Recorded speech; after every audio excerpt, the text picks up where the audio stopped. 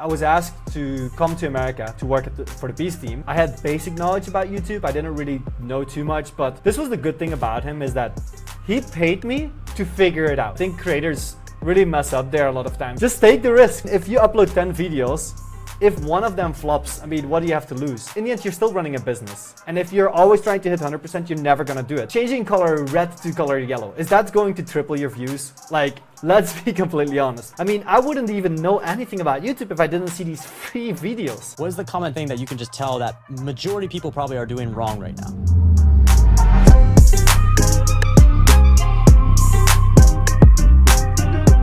So in this week's episode, we have Mario coming aboard. If you want to say hello, Mario. Hello, everybody. It's nice to be here. Thank you for coming on. Yep. So originally, just to get everything started off, you're currently living in, where are you from? I'm in Bulgaria right now. So I'm from Belgium, but Bulgaria is a beautiful country. I love it here. Awesome. So are you working with anybody on site as of right now, or just kind of remote in? No, actually, I moved here because before I was working with the Beast team, actually. I worked here already. It's a nice place to work remote with people. There's no real YouTubers you have in Bulgaria. So I know a few people that come here sometimes just to visit, but no, it's just a nice place, really. And it's easy to work from. So did you ever move to America and everything? Yes. I moved to America about, what was it? I think it's 2021 or 2022. No, 2022 I actually moved. So in 2020 I was it 2020 Squid Game or was it 2021? I think it might be 21. 21, yeah, I think. Yeah, 21. So in 21 I was asked to come to America to work for the Beast team, and then we did the whole Squid Game thing, and that was kind of my discovery, like, oh, is this a nice place? And a few months later, actually, we were like, okay, let's start this whole visa process. And then I lived in America only for like half a year. The second that I stopped working with the Beast team, I was just like, okay, I'm out of here. I mean, it's a nice place, but as a European, it's really difficult to get used to America. Yeah, way different. What do you think is some of the differences with American? Because what I notice is from the team member standpoint. I've hired employees in America, like locally, and I've hired, for YouTube, and I've hired people, abroad. And I found, I don't know why, but something about the abroad, you guys just understand YouTube better for some weird reason. I don't know what it is. Maybe just also the hungriness. That's a big factor too, the hungriness. So like, what do you think it is there? I actually think this is the foreigner benefit that you have. So when as a foreigner, you come into any type of American company, you are either seen as the genius or you're seen as the complete dumb foreigner. And this is an advantage. So I think there's like a little bit of a bias going on when as a foreigner you come in because you're exotic and all that kind of stuff. In reality, I think there are a ton of great people in this industry that are from America that are great. And I think there are equal amount that are good in Europe. It's just that the ones from Europe tend to shine more because of the whole luxury thing or the exoticness of a foreigner. And people like to brag about this. I mean, I've literally experienced this myself where I was like, hey, he is from Belgium. We brought him in. And it's like, sure, I'll take it. Sick. Well, so yeah, you said you were in the States for just a few months, you said? Working with Jimmy? Yeah, well, I think in total amount of time, spread out, I've been there like a year. So I've had my fair share of experience being there, but actually living there was like half a year only. Okay, and then to take a step back, so you said you originally relocated out to the States to work on the Squid Games video. Like, was that the very first project you did with Jimmy? No, the first project was the Lambo video. So there was this. That's where so ever since I left MrBeast, right? I did one podcast, and that was for Diaz's podcast. And the reason why I got on that one is because we met during that shoot. That was literally, I arrived in America, and I think that was literally the day of the shoot or the next day. I arrived there and boom, you're on set. So that was a special experience. And then what happened is, so in October I arrived, I think, and then the Squid Game happened. And from there on it was just grind season, really. And then a few months later I left. when you work in an environment like MrBeast, how quick pace is everything? Because I think a lot of corporations and media companies don't go fast, but I've learned that sometimes the best ones, they just move quick. And it's almost like you, as a team member, you have to figure out how to adapt. And if you don't adapt fast enough, that's why you get cut. So like, is his environment kind of close to that? I would say so. I mean, I think that the Squid Game video was the best example, really, because the show came out, and literally as soon as the show, we started realizing this was good. I mean, at that point, it was literally a discussion like, if we don't do it now, we're gonna miss out. And I must say, I think creators really mess up there a lot of times. That you'll see like a show like Wednesday come out, and it takes them 5 months to bring up their first video because they're hesitant. They're like, oh, I don't want to take too much of a risk. But it's like, just take the risk. I mean, if you upload 10 videos, if one of them flops, I mean, what do you have to lose? But if you gain, you have so much gain. So, but in terms of Beast Team, they just move fast. Question for you about that though, because we've ran into the same thing. We always notice, look, if a trend is in your niche and there's a trend that you can hop on, it's a great timing. You got to get that video out quick. But there's an aspect where a lot of people have perfectionism and they want to make it perfect. And you know, MrBeast has a great team and you guys put a lot of time into little details, but he also has a bigger budget, so he's able to pay more to try to speed it up. Most people don't have that, right? So what are some tips to some of those people? Like for you, you're the retention guy, right? You're the guy that looks at the videos like, how do we make sure people don't click off? How do we make them enjoy the video, right? How, like, where is that line between perfectionism where it takes you 5 weeks and now the trend is over versus, all right, maybe it takes 3 days, right? And we put a lot of great work in, maybe 80% good. And then we released it, we got on top of the trend, now we're able to profit from it. Where's that fine line? How are you able to balance out perfectionism, but also good retention? I think this is an issue that pretty much any creator really has. And this is where I personally think the 90% rule is best. If you know where your bar is, just hit 90%. It's good enough. It really is good enough. Today was actually the first time I give this advice to somebody else, but I've always lived by this myself, because think about this for a second, right? Is that changing color red to color yellow, is that going to triple your views? Like, let's be completely honest. Or is the storyline, the overall structure of your video, is that going to get you double the views? It really is the structure, is the overarching elements. So that's, with creators, is like, you want to find that balance where whatever you strive for, you want to try to get that, but in the end, you're still running a business. And if you're always trying to hit 100%, you're never going to do it. Because, actually, best example, the only reason why you think, if you want to hit 100%, the only reason why you think this video is 100% is because you don't have the knowledge that makes you realize my 100% is actually only like half of what you actually need. So it's all relative. It's the Dunning-Kruger effect, really, where you have that little box, and that's your knowledge. And if you fill it, you think you know everything, but then once a person introduces you to new knowledge, like let's say, for example, camera angles, you suddenly start realizing, oh my God, I know so little. And then whatever you think is perfect. So that's the reason why I'm like, okay, you know, do that 90%. Your 100% is never the real 100%, and you'll probably be fine, really. For sure. So I have a question, because obviously as of now, recently, everybody knows you as like this retention god. You've worked on literally the biggest videos on YouTube. But I was really interested in like taking a step back and looking at like your history. So like I saw that you used to be like a professional video game player and a Twitch streamer. And obviously we know you're working on a book, and you're a analytic genius is a great way to put it. But like, where did this all kind of start, and like where did it come from? So like you were a young kid, and you said you're originally from Belgium, you said? Yeah, I'm from Belgium, yeah. Okay, so yeah, living in Belgium growing up, like how did you really like dive into this like just social media ecosystem? I think, you know, okay, this is probably the first time I even talk about this, but I think it came from when I was a kid growing up, right? I always got bullied pretty much. And I got bullied because I was just thinking differently. But at that time, I don't think I really took it as advantage of it. And that eventually led me, and this is not a negative thing, this is a positive thing. But eventually when I was 19 years old, I was like, okay, I don't like this life. I'm so done with it. Everybody looks at me weird, you know, obviously I had friends and stuff, but I just didn't feel like I belonged in the way that everything was going. So I did, like a lot of people have done that before, is I attempted suicide. So that was, and I'm saying this is a positive thing because for me, at least, because I failed doing it, Because at that point I was like, okay, if I'm as willing to go as far as to take my own life, well, then what do I really have to lose in this life? I mean, literally, like, I've already attempted it. So that made me really realize, I was like, okay, it's a horrible experience, but let me do something crazy. So then I was thinking, and I was like, okay, every boy's dream is to become a professional gamer. So for those who don't know that, and I'm not sure if you guys have ever played CS:GO, but in CS:GO you have, I mean, everybody's played CS:GO, but Besides some girls, but yeah, except some people.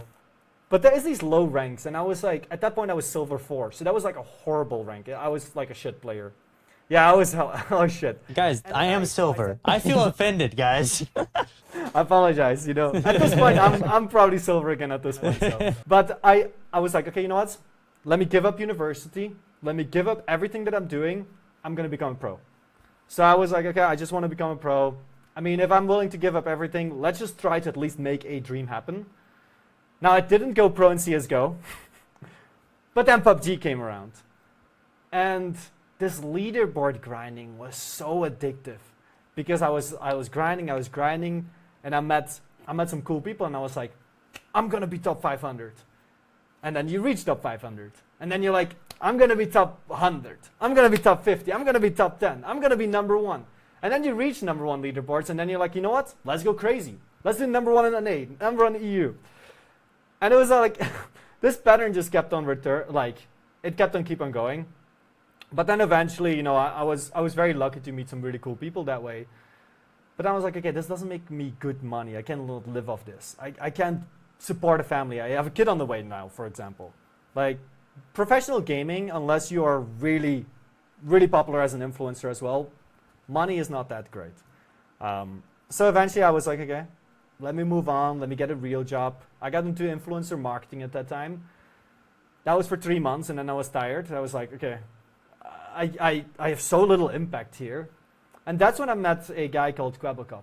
Well, actually, I met him already through gaming, but I approached him, and I approached him in DMs, and he offered me a job pretty much on the spot right there. And he was like, hey, you are good as a strategist in gaming. Maybe you can take those skills and take them to YouTube.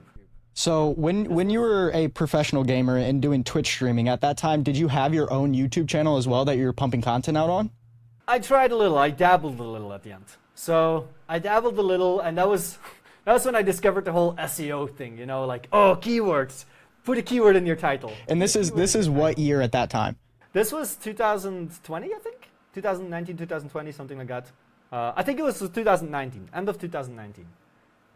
So started with Quabblecup, started working with him, and I'm gonna be honest, I had basic knowledge about YouTube. I didn't really know too much, but this was the good thing about him, is that he paid me to figure it out.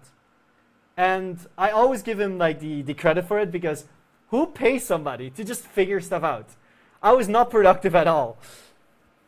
But I said to him as well, I want to be number 1 again. I want to be the best consultant in this industry. And he introduced me. He said, like, if you want to be the best, meet the best. So I met a guy called CeeLo. Not many people in this community right now know him still, Yeah, but he was. I knew him. What happened to him? He's not at Jimmy anymore. No, he went to do his own thing. He's now working on a robotics company. He is. I don't want to spoil too much, but he is working on some cool projects. It will not be the last time you hear from him. Let's really awesome. I will give him like a shout out, because like I knew him a long time ago. We used to get in calls with each other all the time, and he was one of the smarter minds I've ever met. Like, the guy just had a data just stuck in his head. Like, it was crazy how he just looked at things. I think he had a huge influence on me as well, because when you talk about geniuses, if I have to be like, okay, who do I consider a genius? That would be one of those people. For sure. You know, he's one of the big innovators within the space. Oh, absolutely. I mean, part of the reason why certain formats that you see right now that go viral all the time, part of the reason why they even made it onto YouTube at that scale that they are right now is because he did those. And if anybody is listening, he's just a guy who is able to take certain ideas, bring them to a next level, and make them practical so they can help you grow. CeeLo used to be the guy that, like, in the beginning formation of MrBeast, because I knew Jimmy for a while at the very beginning of him. Like, when he only had 800,000 subscribers, I was in a mastermind with him. And I saw from 800,000 subscribers to about 3 million is when I stopped losing, like, I started losing connection with him. But during that period was when CeeLo was introduced into the group and everything with MrBeast. And I could just see a direct correlation of, like, the impact that CeeLo had with MrBeast and his team, just the data that he could provide to the table, I feel like is what really helped MrBeast through all those times to get off the ground. Oh, absolutely. That was, I mean, Jimmy, I mean, you know, I came afterwards. I came when the success was already going, right? So that's why I don't like to take credit for anything, because their success was already going. But if you really look at the people, you know, Jimmy and the people around him who grew, CeeLo was definitely a part of it. You know, there's also Chucky, for example. You know, there's a few names that were around Jimmy that really made them grow and stuff. And I just came very late afterwards in the journey. But, you know, to come back to it actually, like, so I got introduced to him. He was a huge influence. And I told him as well, funny enough, he actually knew me from the PUBG days, which was also how everything connected was just so weird. But now from there, everything started changing. A few months in, I discovered this thing called retention charts. And I was like, what is this? This looks so cool. Like, we can see when people drop off. And not only that, but we can really see why they drop off, because we can see when it starts, when it stops. And that's when I discovered, okay, nobody really talks about this one, but it describes the user experience. It really tells you how the viewers watch the video. And that's when I started being like, okay, nobody's doing this. I can build an expertise in this. Let me start going this route. And from there on, I just went full steam ahead for this retention thing. And I think the only reason why I'm doing so well with this whole retention thing is because there's almost nobody competing for this knowledge. Like, it's maybe I'm looking at that too much from a competitive point of view, but if nobody's competing for the same type of knowledge, it's not difficult to stand out. I think it's, if I had to be honest, I think the big issue is retention is, in my opinion, one of the harder things to grasp, because you need, not only do you need to understand psychology, but you also need just, like, there's little things that could throw people off. I know MrBeast mentioned before, and I don't know, maybe you have more knowledge of this, but he said something like, if they made a pee joke, they literally notice a drop in retention, like a lame joke like that. Like, is that true? Like, did you ever hear that discussion? I actually started that whole discussion. I was gonna say, yeah, I thought that was it. Yeah. So the reason why I started this is because actually I didn't have this knowledge. I had this knowledge prior to Beast already. So at some point I did some really minor consulting work. And I observed this in some gaming content, and I was like, damn, there's a lot of P stuff. Like, they talk about P all the time.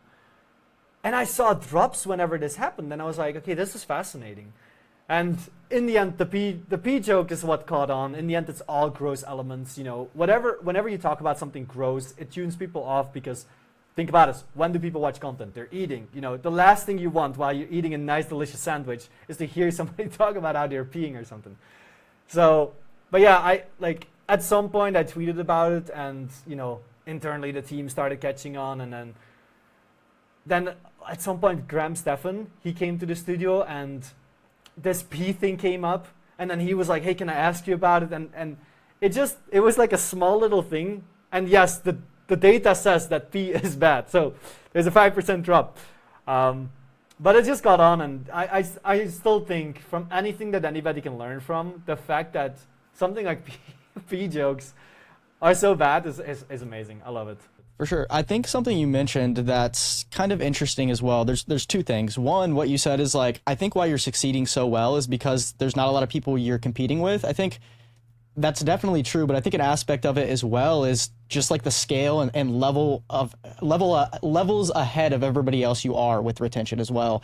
And one question I have for you that I think is just kind of like a general struggle within the space is, like, how you actually, or like what you even dedicate a lot of your just like things you learned about retention from, right? Was it literally just looking at the graph and finding correlations between jokes and just like the actual content? Was it reading psychology papers? Was it like any aspect of any other videos you saw? Or like, what would you contribute a lot of just like your general understanding of retention to?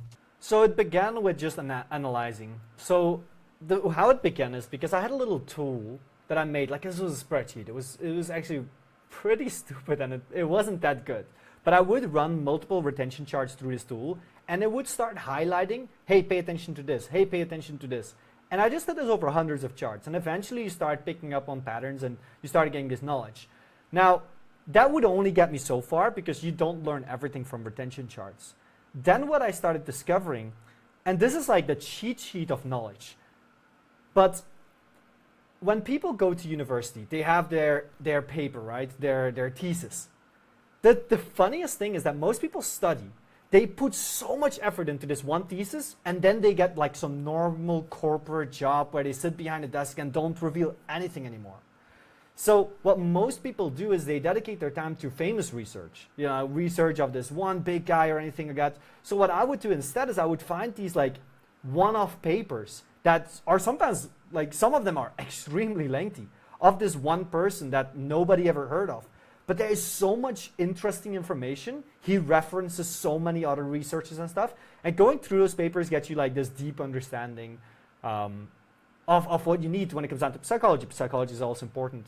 The only thing I then realized is like, okay, I am lacking traditional knowledge. I always say this, Hayden is probably the main reason why I know about storytelling, because when he talked to me about storytelling, I was like, I got jealous because I was like, why does this person know more than me about storytelling? And I couldn't stand that. So I was like, every book I can find about storytelling, I'm going to read it because I cannot stand when people know more. It's like this competitive thing again.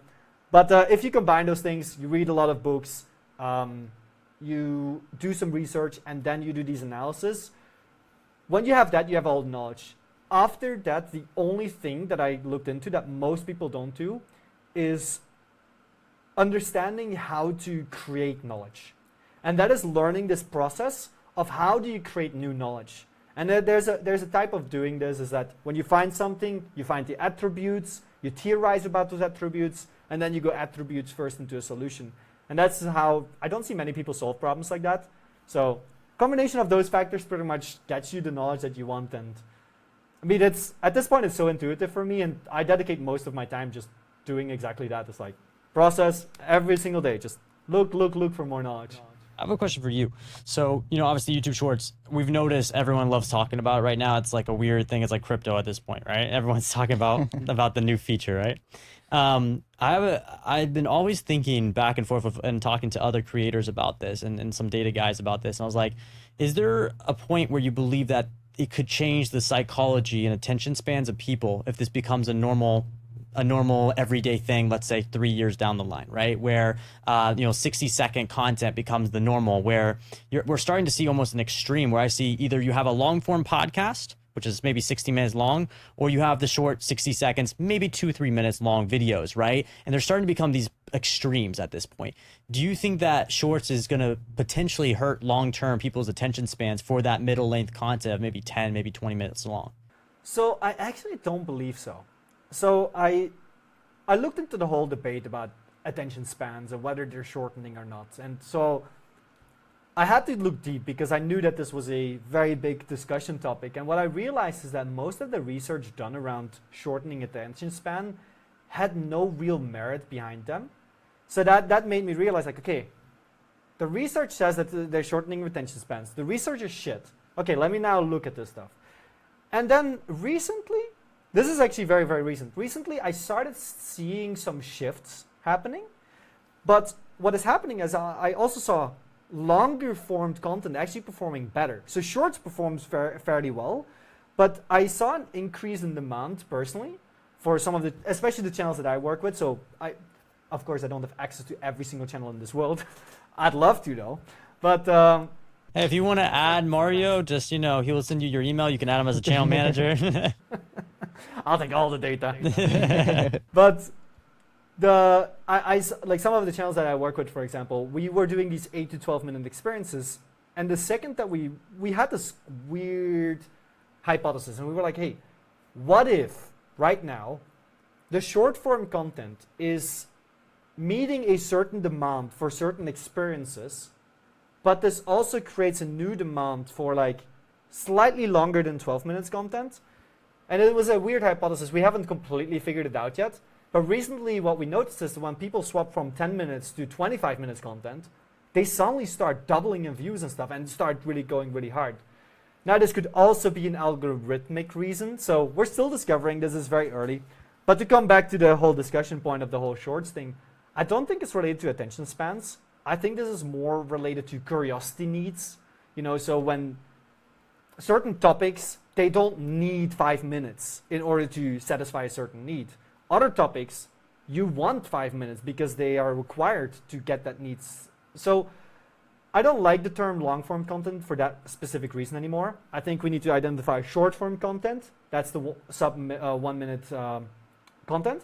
Then you have medium form content, which is the 8, 12, 15-minute experience. Then you have long-form content. This is where you go from the 25, 30 minutes until you get movies and stuff.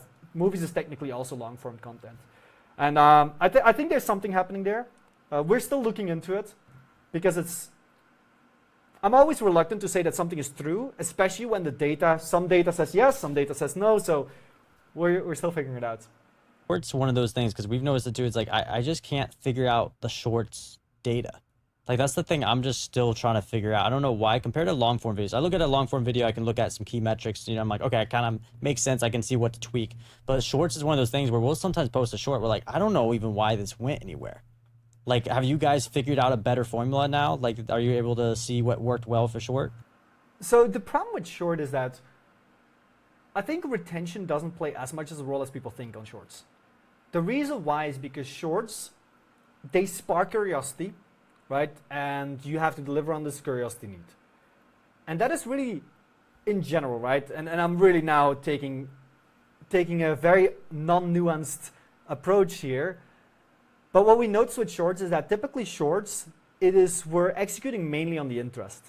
So the data is very difficult to read, right? And the reason why the data is difficult to read is because we have all these selection biases, we have algorithmic, there's so many issues that we have with the data, which makes it so impossible. The fact that we don't have strong correlations makes it very difficult to analyze the data. But what we can analyze is we can start to understand interest needs. And I made a tweet once about curiosity, and I broke it down into 4 distinct elements, right? So I took curiosity, and I was like, that's a vague term, but it plays a role for interest. So then I was like, okay, what plays a role here? And then you have uncertainty, you have novelty, you have complexity, and you have knowledge gaps. Like, these are terms that I decided to put on it, but they fairly accurately describe it. And then what we discovered is that these things, and a nice combination between these things and stuff, they create certain needs, and certain curiosity needs specifically. So those things spark subconscious curiosity. Curiosity is actually a subconscious thing. And then from there on, we can get these interests. Now, from this interest, we know that there's interest needs. And then we can look at, okay, how do we satisfy these interest needs? And when we satisfy them, we have satisfaction, and then we have growth. So there is this complex process when it comes down to certain interest needs or curiosity needs that you have to meet. If you look into more that direction, it's going to be a lot easier to identify how to grow shorts and stuff. But most people don't do that. Most people are just like, oh, rewatch rates, or let me loop-de-doop this stuff. And while this might work, those are hacks. Those are quick, cheap tricks, and they're not going to guarantee you long-term growth because everybody can loop their video, but not everybody can truly understand. Is the biggest common, I think most people want to know, what is the biggest common occurrence you see that kills viewer retention? Like, what is some stuff you see across all of the channels that you can solve for? And like, I just keep seeing they do this one thing. Maybe it's the outro, the intro, the hook, whatever it is. What is the common thing that you can just tell that majority of people probably are doing wrong right now? I think people don't know how to balance context.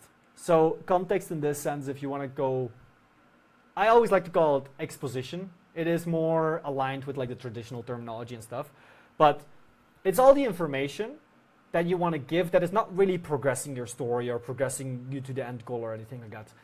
And the problem is people don't know how to balance that. Sometimes people give this context, they talk about their history. They start talking about how they were 2 years old and all that kind of stuff.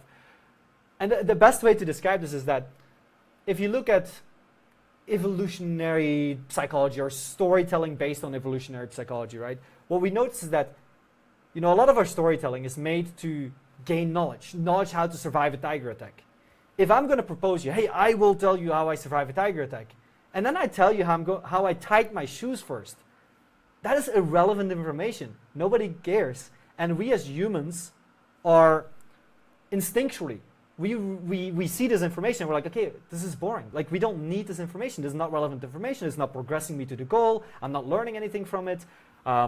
So that's the reason why I'm saying, that was a nuanced explanation, but that's the reason why I'm saying that exposition is where most people get wrong. And I'll add one more thing because I think there's two big things, right? The other one is segmentation. So on a movie, or a short movie, long form movie, it doesn't matter. Typically people go and they watch it from, they watch with the expectation that I'm going to watch this as a whole. That's what they come for. On YouTube, that behavior isn't true. Typically in the mind of the viewer, when they watch content, they almost watch segment by segment. And every single segment, they'll rejudge whether they want to continue watching or not. And you can see this in the retention chart because segment ends, boom, you see this drop. That drop, I'm not sure if there's an official term from it, but I call it segmentation loss. Is that a big reason why you think with Jimmy, you guys rehook with every segment so heavily? Is because it's kind of like, it feels like, with Jimmy's videos at least, when I watch them, it feels like, for example, like an experimental video, like his recent one where he drives the bus into the pit, right? It feels like every single experiment is almost, so like when he finishes the first one and it's like TNT or whatever, and then he rolls into the second experiment that's, let's say, driving the train into the pit, it feels like at the beginning of that, it's almost a whole new video starting. It's foreshadowing, right? He does a lot of foreshadowing hooks, I think, right? Is that a thing on purpose that you guys do where it's like, okay, we hooked them for the first bit and we held them for the first 30 seconds, now let's rehook them for the second segment, in a sense? So just to also break a little bit of the ice, like, while I'm not going to say specifically like Jimmy does it like this or anything, I want to refer more to some other knowledge from other channels, but that will also answer your question because, you know, the thing is like this, is the most important information to know is that after your first segment, you're going to see typically the most segmentation loss.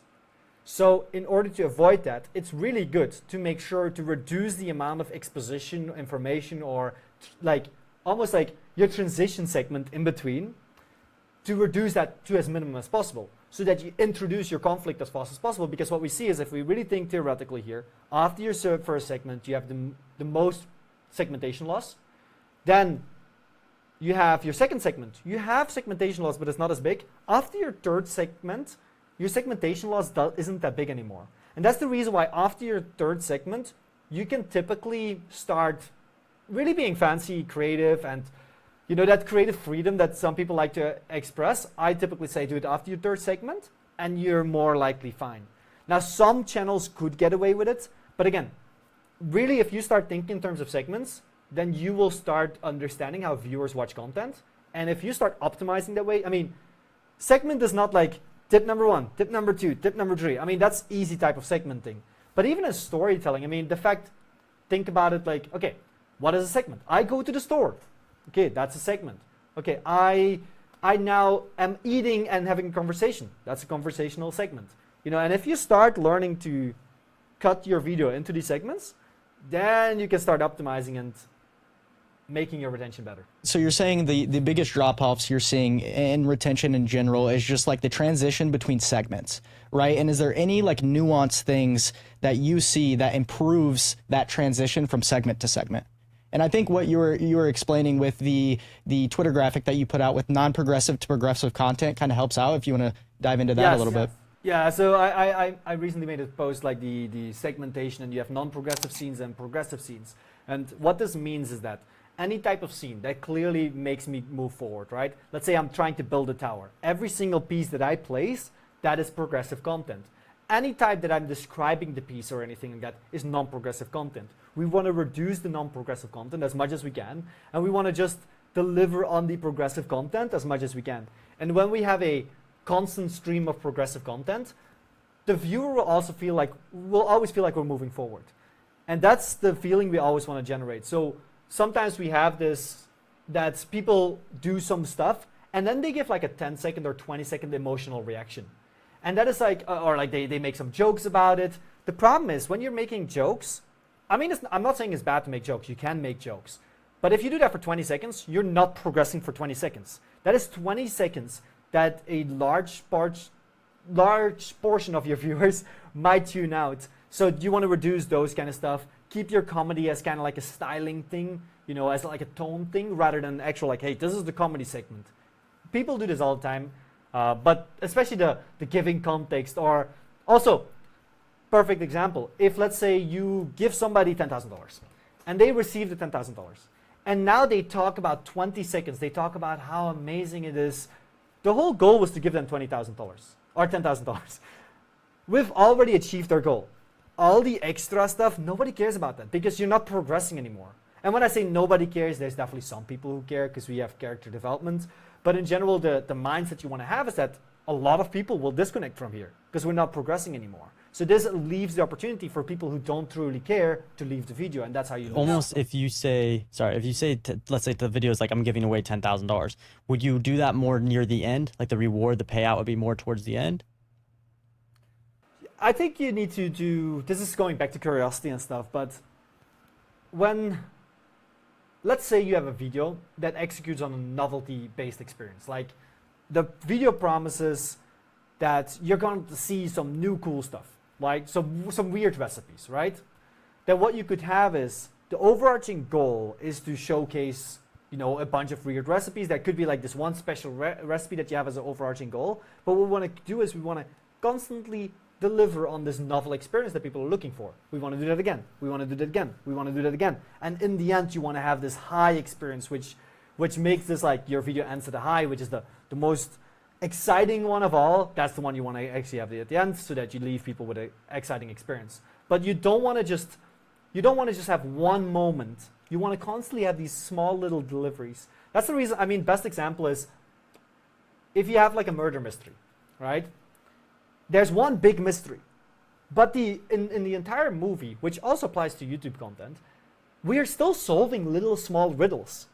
Exactly. And we, okay, okay. And we have this constantly. So, but at the end, everything gets resolved. So that experience that people come for, that they normally get at the end, we still want to like give them little tastes of that. Exactly. Yeah, I love how you described that as well. It's almost like making sure, and I think that's something I struggle with a bit, is like making sure that you're always aligned with the end goal of the video. And I think that's something that you explained very well. To kind of switch pacings here a little bit, I'm interested because maybe what a lot of people don't realize as well is like Jimmy and just MrBeast in general is one of the first creators, at least that I've seen, that hires a full-time retention director, that their job is literally just retention, right? So I'm interested, like what was your day-to-day workload or just like job details that you were typically working on? So I have to say, so the retention director thing, the only reason why that was a title is because I was just like, when I was hired at Jordy or Quebble Cup, I had this content strategist or whatever title I had there, and I was like, this doesn't sound fancy enough. So I was like, what sounds fancy? And I was like, okay, we have retention. Okay, we have retention strategist. The word strategist kind of sounds not good enough. And I was like, director. And I was like, retention director. And I wrote it down, and I was like, this just sounds expensive. This is me. So it's like, Jimmy, I'm only going to work for you if you call me retention director, okay? Yeah, but I must say, I don't think Jimmy was the absolute first to do that. You know, I got hired by Quebble Cup before him, and I think it's you know, it's just the role. The only reason why retention director became a thing is because there was now a person that has this knowledge, right? So even now that I'm not working with Beast, I mean, I just work with all the creators that I work with, right? I just work on retention. So that's the thing that we're constantly working on. So it's just the retention director is just a fancy title for me, just helping people on the topic of. I'm interested as well. Like, so you're a retention analyst, right? So are you going through graphs and then you're meeting with the creative script writing team and you're like, look, these are the takeaways that I took from this last graph. This is what we need to implement moving forward. Is it more so like sitting down with the creator? Is it more so after post-production going through the quality control with the editors? Or like, what exactly like are you working on? Yeah, so this is where I have to differentiate between what I did with Beast, because Beast I was more involved in giving notes my main thing was giving notes in the edit, right? When they were doing an edit, afterwards I come in and I'm like, hey, make these changes. I would still hang out with the creative team, so you got pre-production, you got production, you got post-production. So I would still do that one. Now that's a little different than how I usually work. Typically what I do, and there's a few people that I've been working with for a very long time, what I do is I analyze the retention charts. And then I say, okay, what are the most pressing issues that we need to solve? That's the issues that I get from the retention charts.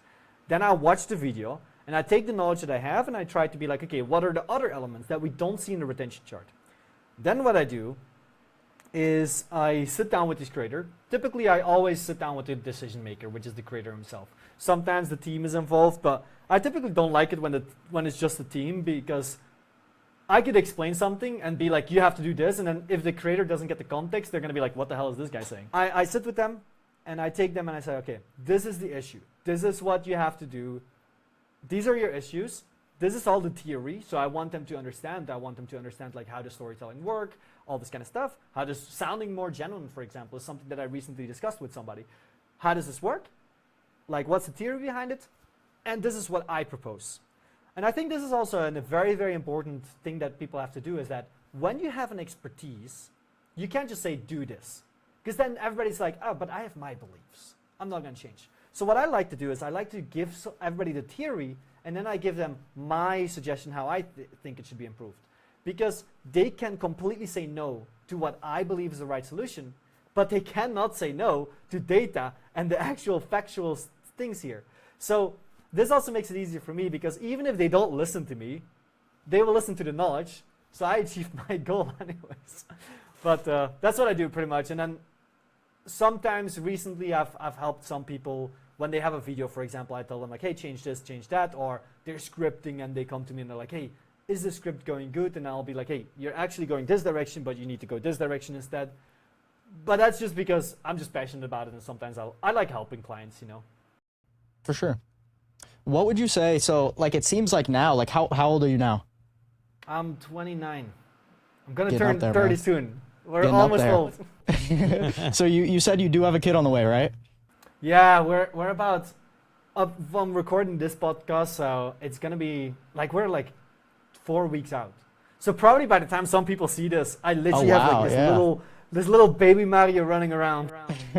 So what's the goal with him? Are you gonna make him a retention god as well? No. You gotta make him a click-through rate guy. You got the click-through rate guy, the retention guy. You guys win. True. No. From the birth, he's gonna get these books, nice retention charts. You know, at evening instead of like a bedtime story, I'm like, this is his retention chart.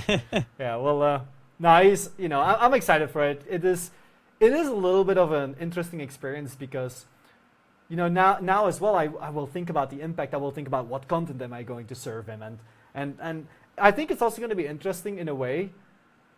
And you know, I will have a lot of love for my son, but it's going to be interesting to see how he consumes content, because I analyze myself, I analyze my wife watching content. Every single time I'm sitting next to somebody watching content, I'll observe them, because I'm learning. So it's going to be very interesting to see every single age that he hits, how he consumes content, how his behavior changes. And while this is a very select and very minimal sample size, it is still going to be very interesting, because it might give me insights that, I mean, I'm 29. I don't know how a 12-year-old feels. I mean, I used to be 12, but the world's a lot different than when I was 12, you know? So. Of course, yeah. I'm interested. So like, you're getting older. You're starting to start a family. How you've already succeeded a lot within your ecosystem, within this ecosystem, and within your career. So like, what are kind of like your end goals? Like, we know you're working on a book. Are you still working with multiple clients? If so, is it still just on the retention side of things? Are you like, screw it, I'm becoming the next MrBeast? Like, what's your goal within like the next few years? Since it seems like we said, like, you worked on some of the biggest videos on the platform. Like, where do you go from here? Yeah, I think that was the biggest question that I had for myself. So when I was at Beast, because people would ask, like, why would you even leave Beast? Like, that makes no sense. I mean, he's the biggest creator. I mean, right now he's doing fantastic with Feastables. He's building $1 billion brand.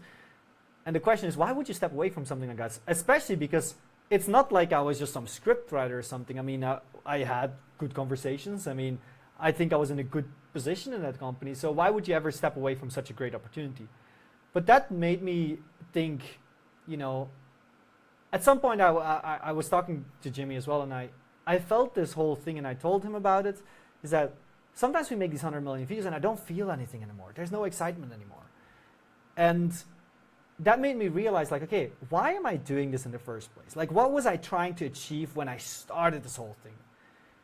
And then I realized, like, okay, I want to achieve this big thing. I want to have a huge influence. I want to change. I want to introduce new knowledge. And this is the reason why I left, because I was like, okay, right now I'm impacting one creator. And when I give him advice, for example, or his team, right? Because I was more like, it was mostly working with his team. When I give them advice, we see this and a video has 100 million views. But this knowledge is so contained within a single creator. And I was like, what if I now step away? That way I can be open about the knowledge. I can influence so many more creators at that point. And combined, this is going to have a bigger influence. And you know, some of this knowledge will probably seep in through this team. His team will probably pick up on it and stuff. But my most important thing was just impact. I want to have a huge impact. I think this retention knowledge, there's no reason why a single creator should possess this knowledge and nobody else can possess the knowledge. So that's the reason why I started like being more open about it. On Twitter, I started posting. The whole reason for the book as well is because I'm like, right now as well, these clients, I still work with clients. They pay me really good money to help them out. But then at the same time, I also like the price range of these consultant calls is getting quite crazy. That also, again, makes the knowledge inaccessible. So the book, I'm like, okay, if I just get this book out at the minimal possible price so that I don't have to go into crazy losses, because with the book, I'm not really planning to make a profit or anything like that. I want to get it as cheap as I can to the creator, while also still making sure commercial viable, all that stuff. But the reason why is because everybody has $20 or something, or I don't know how much books are always, but some books can be cheap. And I'm like, okay, if you want to be serious about it and you want to learn a valuable skill, retention is a valuable skill. And I think a book is the best way to pass on a lot of knowledge in a very condensed format without having people to pay thousands of dollars or anything like that. Now, for myself, I still work with clients. I have great relationships. I'm pretty fully booked all the time. That's the only downside right now. So I'm thinking also in terms of scaling. And I'll make some announcements as well beyond the book. Actually, you know what? This is the big thing. But I am working on an accelerator. This is also so that the clientele that I do with single people, I can now do this in group sessions pretty much. So this is the first time I ever talk about this publicly. I'm trying to keep this, but it's quite, there's so much going on, like so many projects. But my main goal, and that's why I stepped away from Beast, is I want everybody deserves this knowledge, you know. If you're a starter right now, you want to learn something about retention, I'm going to be honest, there's barely anything. And from those things, people say, make videos more engaging. And it's like, what does that even mean? How do I do this? Nobody has helped that way. So that way I'm like, okay, let's just share. Now, some people might think, oh, but if you share all your knowledge, how are you going to make money and stuff? And I'm like, yeah, how are you going to be valuable? People can just replace you. But most people don't really just pay me for knowledge. People just pay me to have a right hand. They have a problem and they want to pass this by somebody that they trust. So you know what's crazy, man? So we did a similar thing. So I started, we do more faceless videos. That's what I've been known for, is more the YouTube automation route. And so originally I thought the same thing. I only had high level clientele that would pay me maybe like $10,000 or more to work with me. And then I realized the same thing. I was like, look, I'm impacting these people, but there's so many more people who can't afford that, right? And so what ended up happening is I started releasing some free content. Then I released like a really cheap $27 course, but it was really well done. It looks like a whole YouTube video editing everything for 5 hours, right? And I just released it and said, all right, let's see what people do with this. You know, the impact I've made, you don't even realize it until 2 years goes by maybe. And someone says, hey, by the way, you don't know this. I've been watching you from afar for a while. I took your course and I learned from it. And now I'm doing like $50K a month. I've had so many testimonials of these amazing life-changing stories just from a $27 product, right? And then what's crazy is people don't realize is I've actually made more money because I did that. Like I have more high-ticket clients because I gave more for cheaper, which is so weird to think about, but that's what ends up happening. So what you're doing, you're impacting more people. And what's crazy about it is you won't even know who you impact until 2 years goes by. It's a big legacy move. Oh, absolutely. I mean, I can address one person, right, in this industry. So there's this guy, this YouTube strategist, and he has impacted me a lot. So right now, if I look at his knowledge is really catered to basic, you start YouTubers. But Roberto Blake is one of those people, right? If you're a really large channel, he's not the type of guy that gives you the knowledge to grow to, like if you want to go from 1 million to 10 million subs, he's not your guy. But if you start out just with YouTube, he gives you some information. Now, people like him and there's a few others, they've massively impacted even me. I mean, I wouldn't even know anything about YouTube if I didn't see these free videos. And now I make a full career with it, which is mind-blowing. I mean, I even remember a conversation with him very early in my career, right, when and I had initial knowledge already. I got the chance to meet him, and he was like, Mario, you have no idea how valuable what you're building is going to be. And I was like, well, I don't know. And I still remember this because he told me this. He said this thing. He's like, Mario, one day you're going to charge $500 an hour. And I was like, there's no way. That's ridiculous. Because I don't come from a rich family or anything like that. We're talking about $13 an hour. It's like, yeah, we're getting there. We're getting there. And now this guy is telling me like, with YouTube knowledge, you can actually make $500 an hour. That makes no sense. And now it's all happening. And that's where I have to give credit that the people that sometimes give this free stuff, the people that sometimes do this small stuff, they could change so much. And it's this compounding effect, but you have to start somewhere. So, and I cannot wait. If I share all this retention, I still remember there's this one day that somebody in the office, this was when I was working at Beast, and they told me, one of the things I did is, one of the tasks I was told was to look at all your tweets and try to figure it out. And he was like, I looked into this one thing, segmentation. And I was like, it makes you feel good. Because suddenly this guy is growing there in front of your eyes and they show respect towards you. And I don't know, I think people undervalue, I think it's just this mindset of people are not used to just giving. But I think you guys also know is that at some point, you're at such a good situation in your life that anything more that you get doesn't really truly matter too much anymore.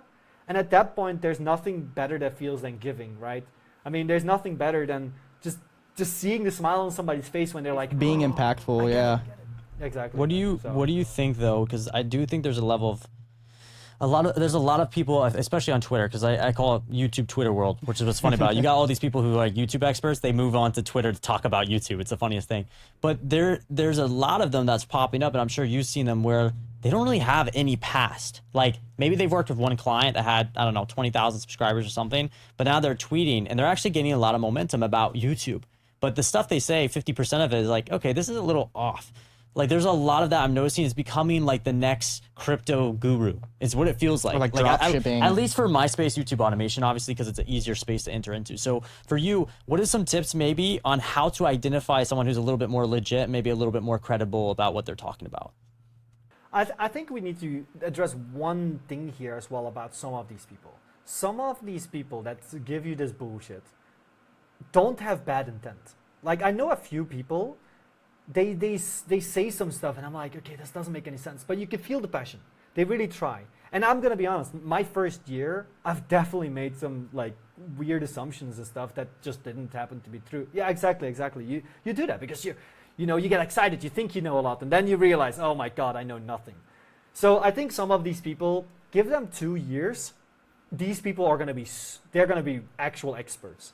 Now, in order to identify, the best thing that you do is try to listen to the way they argue. Try to listen to the way they use their logic. If somebody just makes a statement, like these vague sales type of statements, like make stuff more engaging, make it more clickable. These are like, I'm going to learn how to make people click more on your thumbnail. That's not knowledge. You're selling thin air. That's pretty much what you're doing. Common sense. So, exactly. It's like, I'm not learning anything new. I saw someone, they said the sky, they're like, the reason why this thumbnail did well is because the sky looks happy. Did you see that? It's like, the sky looks happy, that's why this did well. Yeah, you have a lot of those things. I remember this one time that somebody was like, yeah, you cannot laugh too much or something like that. And I was like, okay, you gotta be kidding me. Like, no, there's an essence of positivity. I think the problem is just that there's so much nuance and it's difficult to sometimes recognize. So if you want to identify an expert, I do all these threads, but it's not only the people that do the threads. It's just whenever people take a point, look at all the claims that they make, look at how they argue and all kind of stuff. I wish there is more practical ways to identify this. When they mention data, it's so easy to mention data. And I sometimes mention data, but I don't share the data. Sometimes you cannot share the data. But you have to then see, okay, how do they argue? How did they deal with the data? And after a while, after seeing multiple tweets, you can see, are these people actually doing the research? Do they put do they put the effort into or not? That's how you can identify them. It is difficult though, because I've seen some people that are really smart, and then when you talk to them, you're like, okay, this guy has no idea what he's talking about. And then there's some people who barely tweet and they know everything.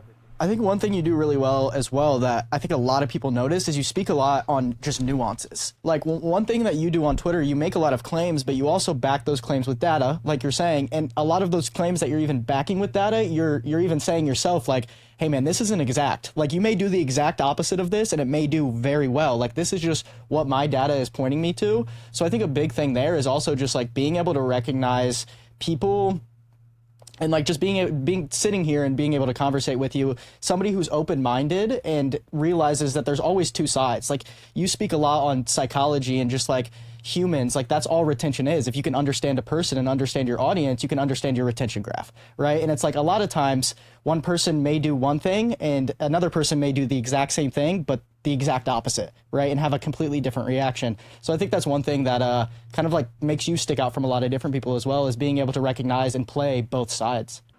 I try to do that. I try my best, and it's like one day I found myself on the internet. I was like, okay, let me just look up all the cognitive biases that I could potentially have present. And I was like, okay, selection bias, there's this bias, there's that bias. And I just tried to be aware, and I'm not perfect. I will mess up. I mean, you know, I had one tweet where I called something survivorship bias, and while arguably I still believe that it's kind of correct, I got called out and people said like, it's kind of selection bias, and survivorship bias is part of selection bias. But I was like, you know what, actually, your wording is more accurate, so now I refer to stuff as selection bias, not as survivorship bias. So I'm not perfect either, but I think it's just important, and when you do this one, I think people respect it. When you say, hey, look, this is what I believe from the data that I have, then whenever you ever want to because let's say new data comes in and that proves you wrong, you don't have this whole ego thing that you have to be like, oh, but I knew this all along. You can just be like, look, I had this data, I believe this to be true, I have this new data, that's why I believe,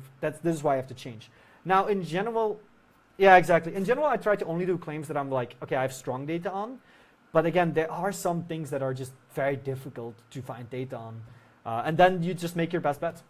I think that's why I think that's why people in general recently have been so intrigued by shorts, because there's not a lot of data that you can take from them, and so many people are speaking on them, right? And so I think it's just one of those things where it's like, seems like right now at least, it's like the dark side of YouTube on Twitter at least, or something like that. Like there's so many false claims, so many great claims, and it's like you don't know what to believe. So I think like you're saying, having some certain way to be able to clear that up and know who's actually putting out valuable information. One thing I've learned is details. A student actually made a good point. He said, the way I knew you were legit is because you go so detail oriented about everything. Right? Like I will look at specific details and actually show examples and break down every little detail, where it's not very vague. A lot of people who like don't fully know what they're talking about, they just think they know what they're talking about. They're very vague about stuff. I think Shorts is an interesting one because, so when Shorts came out, this was the time that Clubhouse, if anybody even still remembers that platform, but Clubhouse came out and I was so against Shorts. I have been until now. So I have a bias. I have a negative bias towards Shorts, but I was always like, okay, people are not getting the nuances. We have to think about commercial viability. We have to think about your, conversion rates, for example, because again, there's a difference between brand awareness, there's conversion rates, what's the tactics, there's time allocation. So 2 days ago, I had I had Paddy Galloway, right? He reached out to me and he was like, hey Mario, you are against Shorts, and one of your clients, he reached out to me to also ask my opinion. And I thought this was very fascinating because so this became a three-way conversation. It was beautiful because Buddy is one of the people I still respect. I mean, he thinks about the nuances, and he had a different take. He was like, yeah, Shorts in general, I don't want to put words in his mouth because I'm quite sure that there's also situations where I would say not, but it seemed from my point of view that it seemed rather positive about Shorts, while I am very much on the negative side of Shorts. However, we had commonalities in our beliefs and our data and stuff, and I think the thing that we both agreed on is there's so little data here. None of us can make an accurate guess. He has certain assumptions. I have certain assumptions. There is so many things about Shorts as well, like, is it damaging your long-form content? Is it, like, what type of content do I have, if it's information or not? And there's so much to it that even when two experts, right, like Paddy is well respected, we have people following my beliefs and stuff, both of us are probably right in our own aspect. It's just because the limited data that we have I take this approach, he takes that approach. We agree on the actual data, but the rest is just up to interpretation, and that's where it's difficult. For sure. Yeah, I just wanted to make sure we weren't going crazy because this is all we've been talking about recently. I like how you said that as well, of like the correspondence between short form performance to then long form performance. And it's like, I've been trying to scrape data for that and I just haven't been able to pull anything that like makes me be able to make a strong claim. So yeah, I was just interested. It's also difficult because how do you measure the impact on the subconscious relevancy that you have for a viewer, for example?